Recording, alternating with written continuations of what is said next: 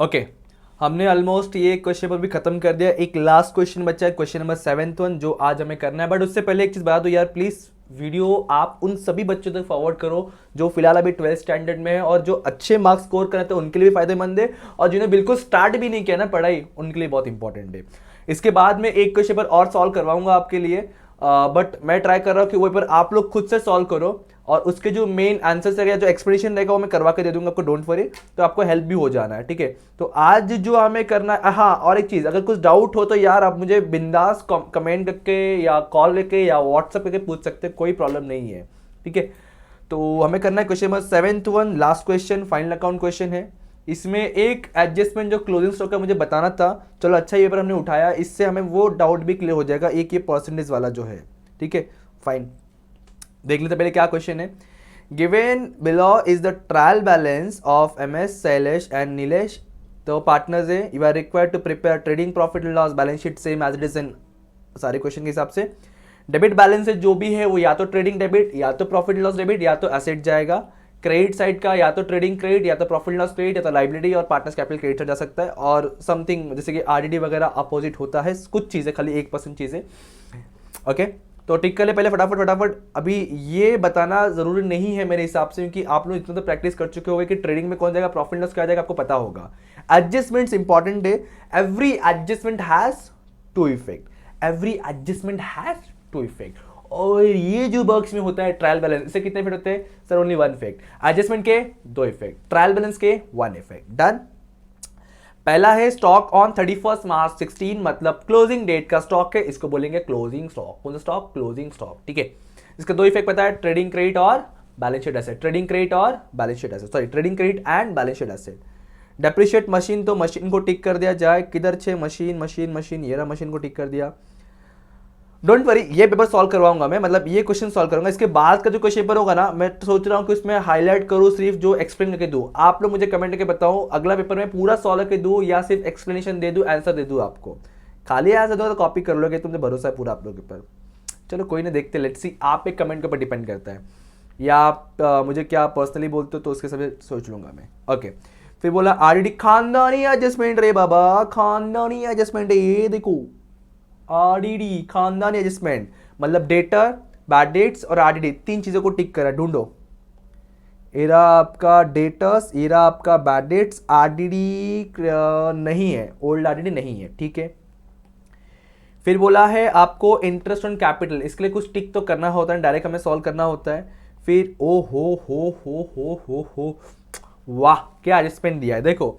Machinery includes purchase of machinery, बोल रहा है जो मशीन का पैसा है ना इधर 90,000, इसके अंदर 40,000 इंक्लूड है, जो हमने कब खरीदा है? 1 जनवरी को। मतलब ये एडिशनल एसेट्स वाला इक्वेशन है, एडिशनल एसेट्स वाला एडजस्टमेंट है।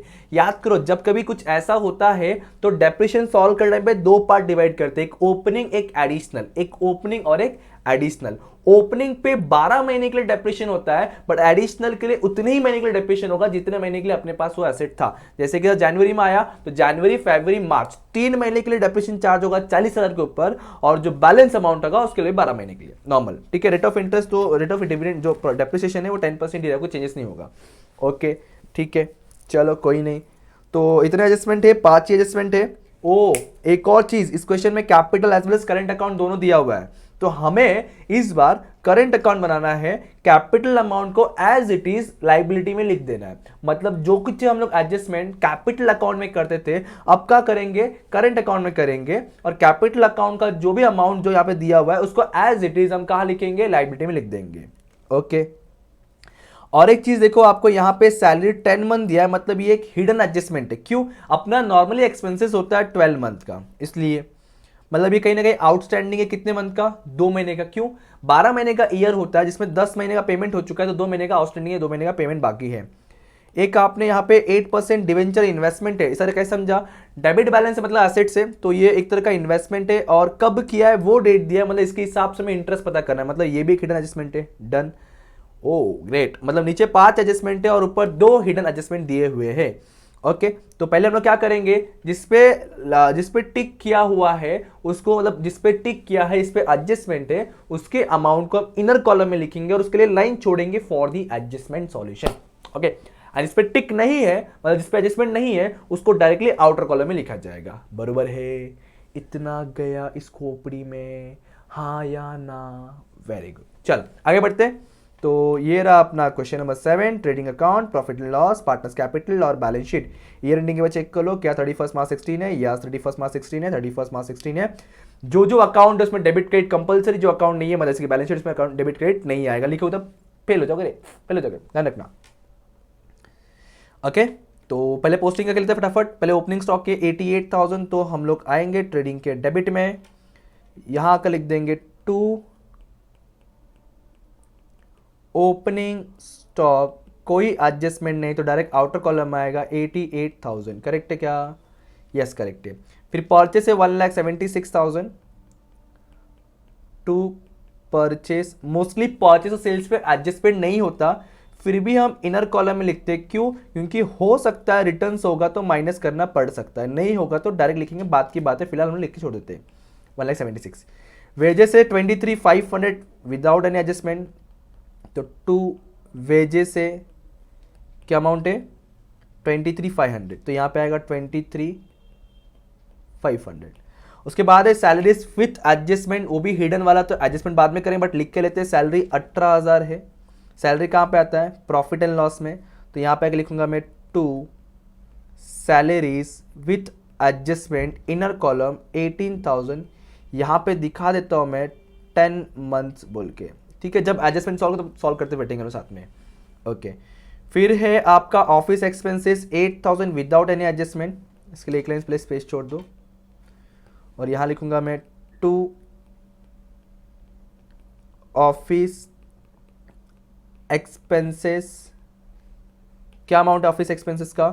8,000, तो यहाँ पे आ गया 8,000। कोई एडजस्टमेंट इसके ऊपर नहीं है अपना। Okay okay office expenses, office expenses के बाद ऑफिस एक्सपेंस हो गया। ऑफिस एक्सपेंस के बाद क्या? लेट्स चेक करते हैं। ऑफिस के बाद है आपका बैंक चार्जेस, कोई एंट्री नहीं है, डायरेक्टली आउटर में जाएगा। To bank charges, bank charges का अमाउंट कितना? अपना अमाउंट है 2,600। देन फिर है आपका मशीनरी 90,000 विथ एडजस्टमेंट है, तो ध्यान रखना उस चीज़ पे। तो जाते मशीनरी मतलब बैलेंस शीट में आ जाएगा। ओके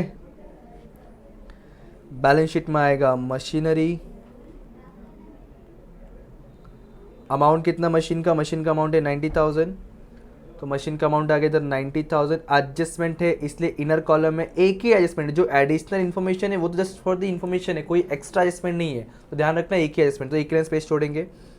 मशीन के बाद लैंड बिल्डिंग 1,30,000 डायरेक्ट आएगा, तो यहीं पे हम लिख देंगे लैंड एंड बिल्डिंग, कोई एडजस्टमेंट नहीं है, इस डायरेक्टली आउटर कॉलम में आएगा 1,30,000।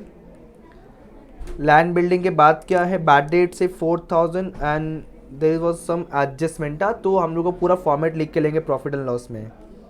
प्रॉफिट एंड लॉस में काम करता हूँ, बैड डेट्स वाला पूरा फॉर्मेट लिख लेता हूँ। टू याद आ रहा है? टू बैड डेट्स, फिर क्या होता है? ऐड न्यू बैड डेट्स, फिर plus new RDD and than less old RDD. ये तीन चार चीज़ें होता है ना। सो जैसे जो चीज़ आएगा उसको लिखते हैं, जो नहीं आएगा उसको स्किप करने वाले। तो सबसे पहला क्या है? देखो ये वाला ओल्ड बैड डेट्स है, ट्रायल बैलेंस वाला हमेशा ओल्ड बैड डेट्स होता है। ओल्ड बैड डेट्स के बाद क्या आपका? बैड डेट्स के बाद यहाँ पे है डेटर्स 82,000 विथ एडजस्टमेंट, तो एसेट्स में जाएंगे एंड लिखेंगे डेटर्स, अमाउंट है 82,000। एडजस्टमेंट है मेरे ख्याल से इस पे एक ही एडजस्टमेंट है ना, हाँ एक 5% वाला ही है, एक ही एडजस्टमेंट है, तो एक लाइन सफिशिएंट है अपने लिए।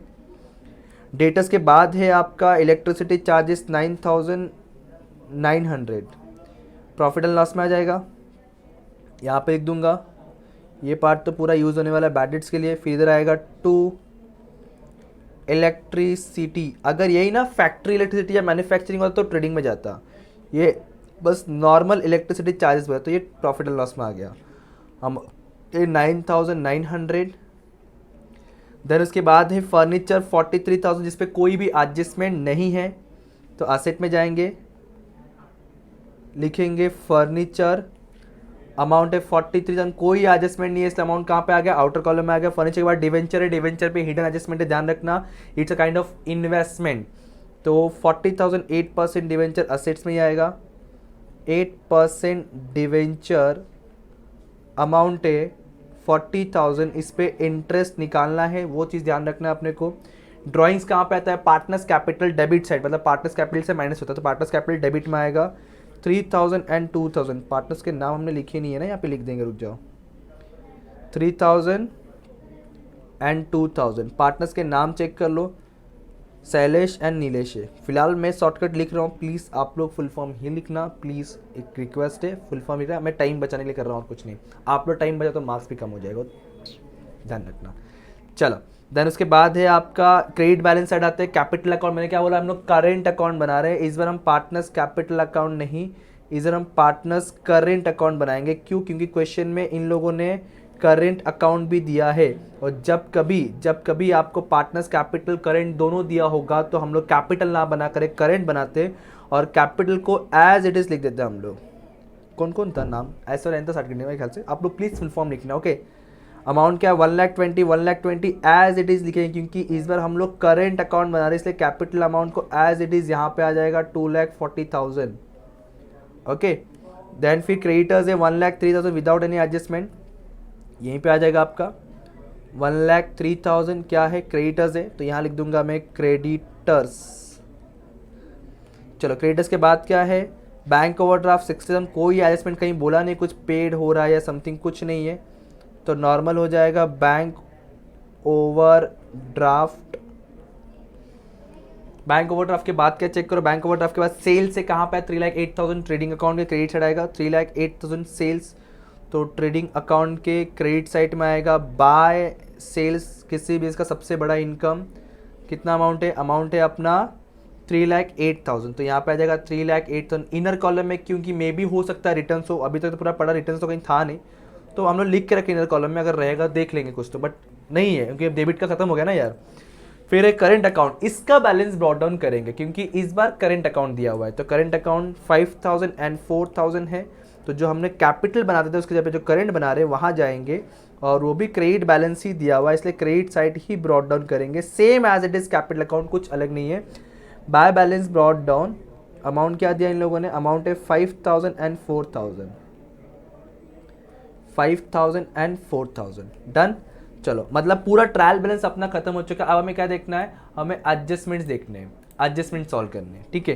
तो एडजस्टमेंट में सबसे पहला इंपॉर्टेंट है, मैं एक्सप्लेन कर रहा हूँ अच्छे से, थोड़ा ध्यान से देखना, इन लोगों ने गवर्नमेंट टेक्स्ट बुक में ऐसा एडजस्टमेंट दिया नहीं है, बट आपको ये चीज़ पता होना चाहिए, अगर मान लो इन लोगों ने कुछ ऐसा दे दिया तो आपको कन्फ्यूजन हो सकता है, ठीक है, थोड़ा ध्यान रखना। क्लोजिंग स्टॉक का एडजस्टमेंट हम लोग करने जा रहे हैं, कॉन्सेप्ट समझना इंपॉर्टेंट। इसमें हमने एक चीज़ सीखा है कि क्लोजिंग स्टॉक में कितना ही वैल्यू क्यों ना दोनों, तो अगर 2 वैल्यू दिया है तो as per accounting standard two inventory valuation हमें लोवेस्ट वैल्यू देता है, लोवेस्ट वैल्यू, ठीक है।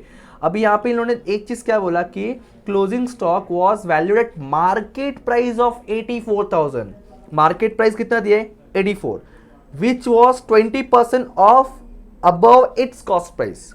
समझो दो चीज़ इन्होंने दिया है, एक तो मार्केट प्राइस और एक कॉस्ट प्राइस, ठीक है। तो अब इसने क्या बोला है, मार्केट प्राइस कितना है 84,000 है, मार्केट प्राइस कितना है 84 है। अभी क्या बोल रहा है, जो 84 है ना वो 20% ज़्यादा है, किससे, कॉस्ट प्राइस से। समझो ये बोल रहा है कॉस्ट प्राइस जितना भी है कॉस्ट प्राइस से ये 20% ज़्यादा है।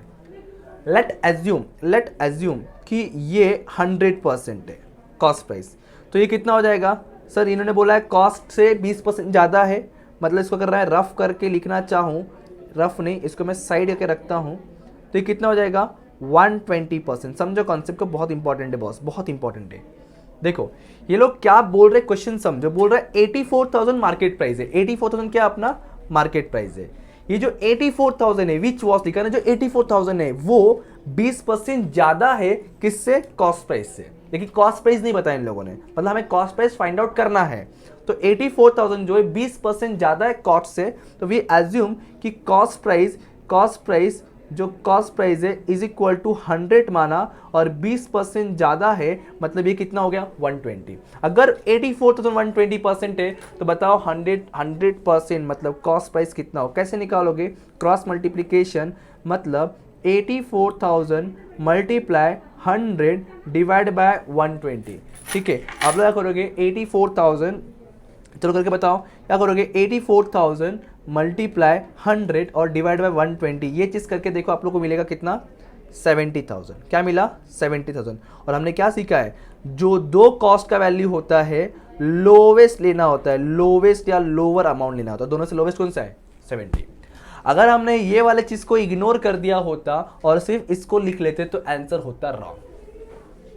समझा, मैंने लेक्चर में बोला था कि चीज मैं एक्सप्लेन करूंगा, देखो यहां मैंने एक्सप्लेन कर दिया है कॉस्ट वाला, ये चीज थोड़ा ध्यान से देख के जाना, मैं भी पूछ लिया उन लोगों ने तो चांसेस कम है बट करके जाना, क्या पता बोर्ड का कुछ भरोसा नहीं, कुछ भरोसा नहीं। समझा, ओके। तो 84,000 था जो 20% ज़्यादा है कॉस्ट वैल्यू से, तो पता कर लिया हमने कॉस्ट वैल्यू कितना है और मार्केट प्राइस कितना है।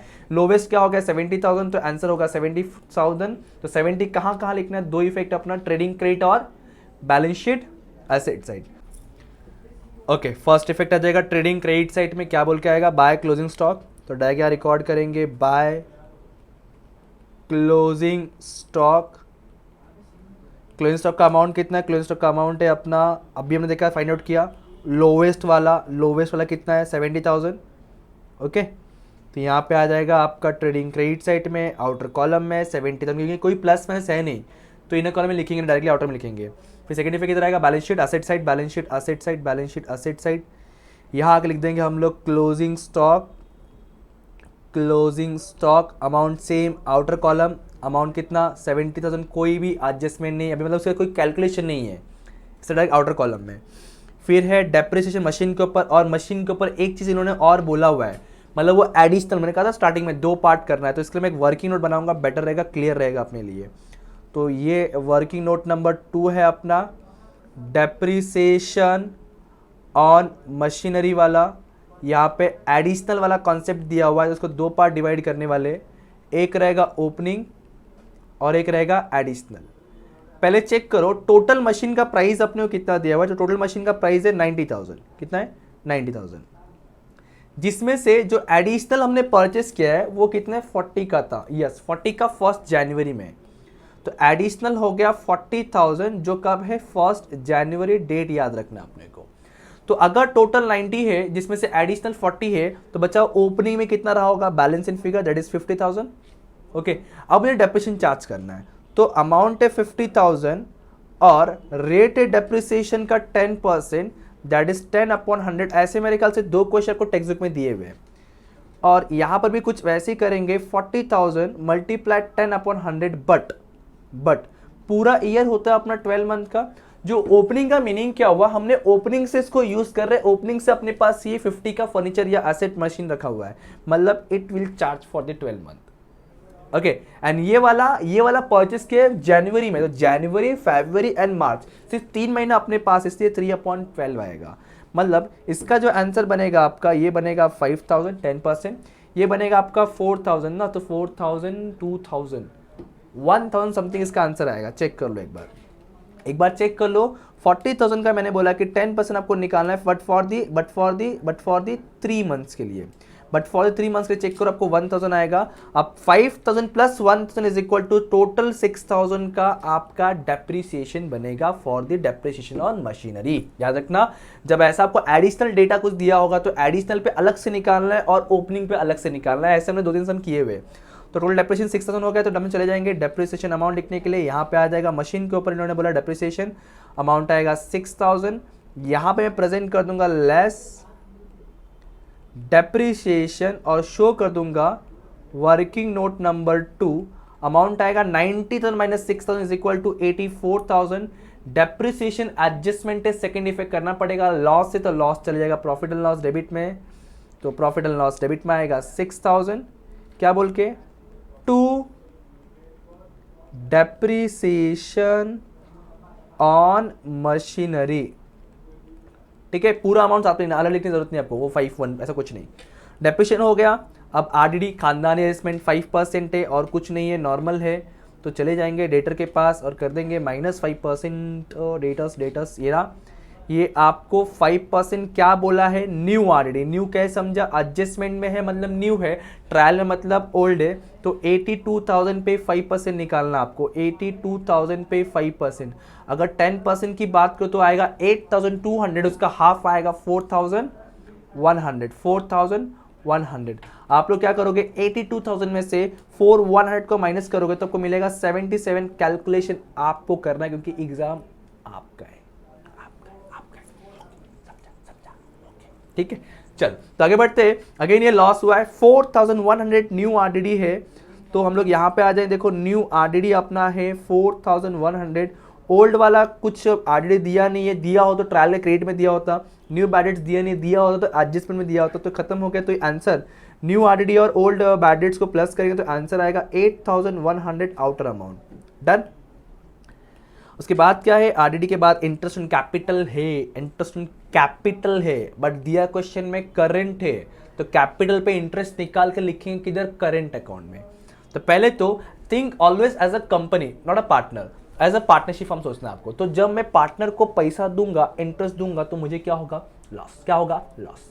तो हम चलेंगे पहले प्रॉफिट एंड लॉस डेबिट में, यहां पे आकर लिखने वाले हम लोग to interest on capital. Interest on capital partner से कुछ शॉर्टकट नाम मुझे बता दो, ये क्या है, एस एन ना, AKS कैपिटल पे इंटरेस्ट। तो कैपिटल का अमाउंट चेक करो पहले कितना है, 1,20,000 1,00,000 दोनों सेम ही है। चलो कैलकुलेशन इजी हो गया, 1,20,000 एंड इधर भी 1,20,000। कितना परसेंटेज प्लस चेक करना, रेट ऑफ इंटरेस्ट कितना, रेट ऑफ इंटरेस्ट है 8%, 8/100, इधर भी 8/100। तो आप लोग फटाफट निकाल दो, 1,20,000 भी क्या परसेंट, 8% निकाल दो तो आपको मिल जाएगा कितना, 9,600। चेक कर लो, 9,600 इसका भी, 9,600 इसका भी, तो प्लस भी कर दो, 9,600 प्लस 9,600 तो दोनों 18, 18, 19, 19, 200, ठीक है, 19,200। अब समझो हम लोग यहाँ पे पार्टनर्स को दे रहे हैं तो पार्टनर्स में जाना चाहिए, यहाँ डेबिट में तो पार्टनर्स में क्रेडिट साइड, बट कैपिटल नहीं, इधर क्या बन रहा है, करंट अकाउंट। तो इंटरेस्ट ऑन कैपिटल का इफेक्ट हम देंगे पार्टनर्स करंट अकाउंट में। देखो सिंपल सा कॉन्सेप्ट है, हमने सिर्फ यहाँ नाम चेंज किया है, काम सेम रहेगा यहाँ पे, ठीक है। तो यहाँ आएगा बाय इंटरेस्ट ऑन कैपिटल, कितना, 9,600, यस, इसको 9,600 है और इसको भी 9,600 है। डन, इतना हो गया, ये भी हो गया, ये भी हो गया, ये भी, और ये तो हो ही गया है साथ में। मतलब यहाँ सारा एडजस्टमेंट हो गया। चेक करो हिडन एडजस्टमेंट थे मेरे ख्याल से। पहला सैलरीज है 18,000 जो 10 महीने का है, ध्यान देना, सैलरीज प्रॉफिट एंड लॉस में होता है। ये क्या बोल रहा है, 10 मंथ का अपने को सैलरी दिया 18,000, ईयर कितने मंथ का होता है सर, 12 मंथ का, 10 महीने का पे किया है, मतलब कहीं ना कहीं 2 महीने का और बाकी, क्योंकि जो आउटर कॉलम होता है इसमें अपने को 12 मंथ का रिकॉर्ड करना। अगर तुम्हारा बिजनेस 12 मंथ का है और अभी कुछ बोला, मतलब एज्यूम कि 12 मंथ का ही बिजनेस है, मतलब 2 महीने का पे करना और बाकी है, इसको क्या बोलते हैं, आउटस्टैंडिंग बोलते हैं कि प्रीपेड बोलते हैं, सर आउटस्टैंडिंग बोलते हैं, आउटस्टैंडिंग बोलते हैं। तो इन लोगों ने आपको 10 मंथ का अमाउंट दिया है, you have to find it for the 2 months.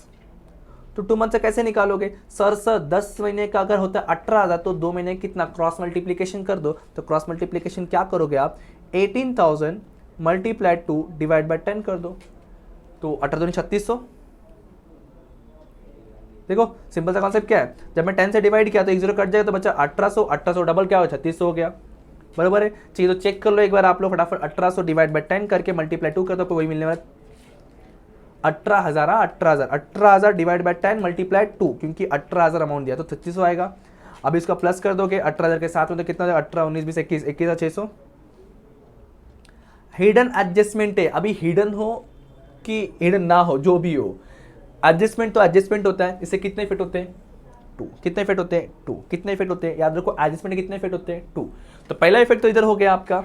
अब आउटस्टैंडिंग वाला पे करना बाकी है, पे करना बाकी है, तो कहां पर आएगा वो पे करना बाकी है, कहीं ना कहीं लाइबिलिटी हो गया, तो लाइबिलिटी में जाएगा 3,600 आउटस्टैंडिंग सैलरीज बोल के। तो यहां आऊंगा और लिखूंगा आउटस्टैंडिंग सैलरी, जो अमाउंट है ओनली 3,600, जो जितना आउटस्टैंडिंग है खाली उतने अमाउंट लिखना है आपको, ठीक है।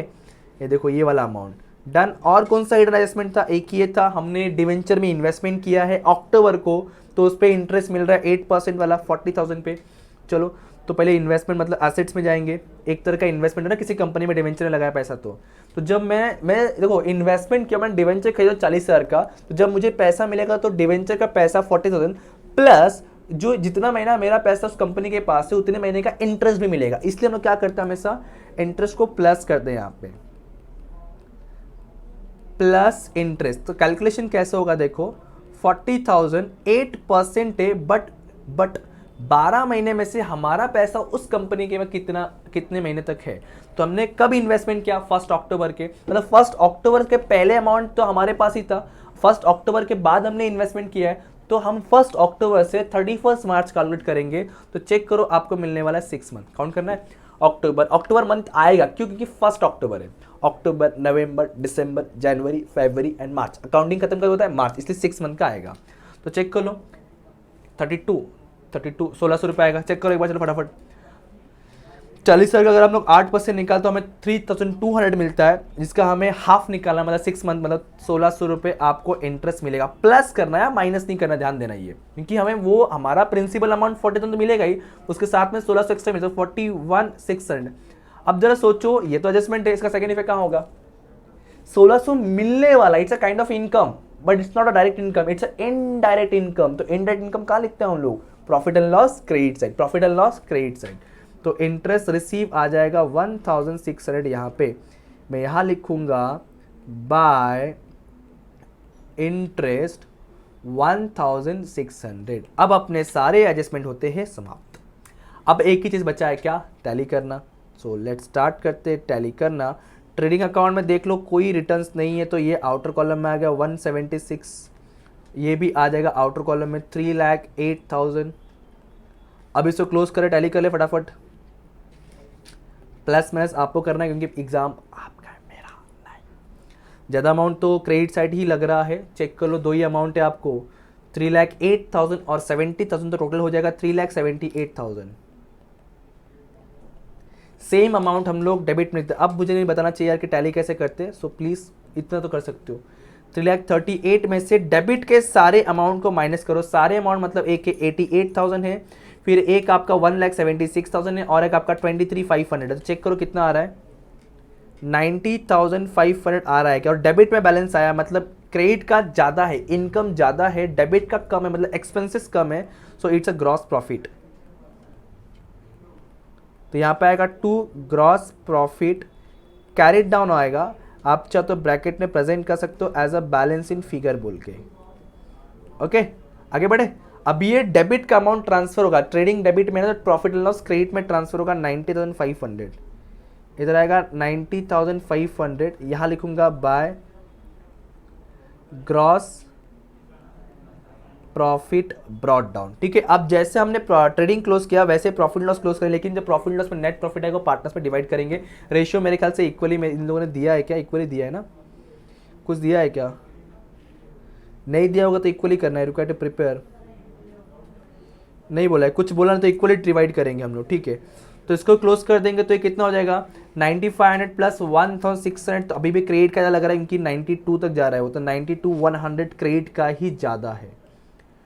आप लोग हमेशा नीचे डबल अंडरलाइन क्या करो जब क्लोज करते तो अब 92,100 दोनों साइड आ गया। अब 92,100 में से क्या करोगे, ये डेबिट के सारे अमाउंट माइनस करोगे, सारे अमाउंट मतलब पहला है 21,600, फिर है 10,600, दोनों प्लस कर दिया, फिर है 8,100, फिर है 9,900, फिर है 6,000। प्लीज़ कैलकुलेशन करो क्योंकि एग्जाम आपका है। 19,200 में खाली वीडियो फास्ट ज़्यादा लेंदी ना हो, से फटाफट करा के बता रहा हूँ आपको कैलकुलेशन। ठीक है, तो इसका आंसर आएगा 16,700। एक बार क्रॉस वेरीफाई कर लो, मे भी कहीं कैलकुलेशन रॉन्ग हो सकता है।